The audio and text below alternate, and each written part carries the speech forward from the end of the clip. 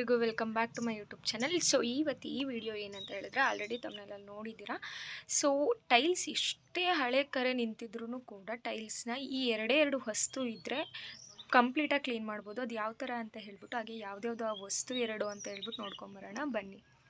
So actually ಇದನ್ನು ನಾನು ಇವಾಗ ವಾಶ್ ಮಾಡೋಕ್ಕೆ ಅಂತ ಹಾಕ್ಕೊಂಡಿದ್ದೆ, ಅದರೊಳಗೆ ಹಾಕೋತಿದ್ದೀನಿ.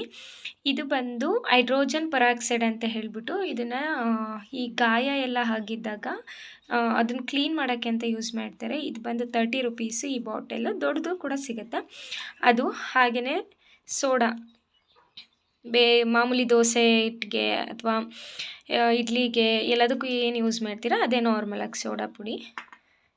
ಆ್ಯಂಡ್ ಈ ಒಂದು ಬ್ರಷ್ ಏನಿದೆ ಇದು ಅಪ್ಲೈ ಮಾಡೋಕ್ಕೋಸ್ಕರ, ಆ್ಯಂಡ್ ಇದು ಒಂದು ಕ್ಲೀನ್ ಮಾಡೋಕ್ಕೆ, ಆ್ಯಂಡ್ ಸ್ಪೂನ್ ಮಿಕ್ಸ್ ಮಾಡೋಕ್ಕೆ.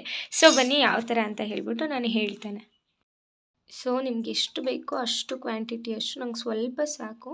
ಸೊ ಸೋಡಾ ಹಾಕ್ಕೊಳ್ಳಿ, ಅದ್ರ ಜೊತೆಗೆ ಇದು ಏನಿದೆ ಈ ಲಿಕ್ವಿಡನ್ನು ಆ್ಯಡ್ ಮಾಡ್ಕೊಳ್ಳಿ. ಸ್ವಲ್ಪ ಆ್ಯಡ್ ಮಾಡಿದ್ರೆ ಸಾಕಾಗುತ್ತೆ. ಸೊ ದೆನ್ ಅದಾದಮೇಲೆ ಕ್ಲೀನಾಗಿ ಮಿಕ್ಸ್ ಮಾಡಿ. ಅದು ಕ್ಲೀನಾಗಿ ಮಿಕ್ಸ್ ಆದಷ್ಟು ಚೆನ್ನಾಗಿ ಬರುತ್ತೆ.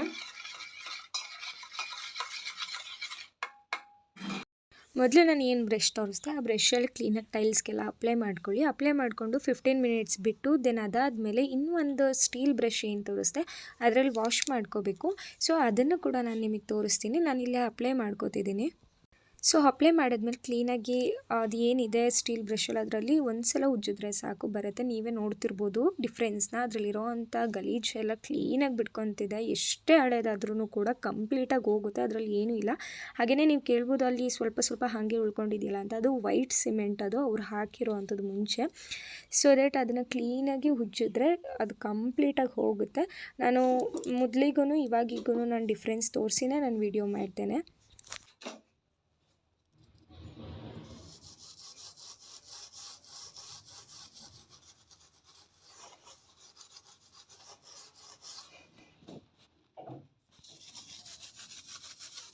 ಸೊ ನೀವೇ ನೋಡಿದ್ರಿ ಲೈವಾಗಿ ಎಷ್ಟು ಕ್ಲೀನ್ ಆಗ್ತಿದೆ ಅಂತ ಹೇಳ್ಬಿಟ್ಟು. ನೀವು ಕೂಡ ಮನೇಲಿ ಒಂದ್ಸಲ ಟ್ರೈ ಮಾಡಿ.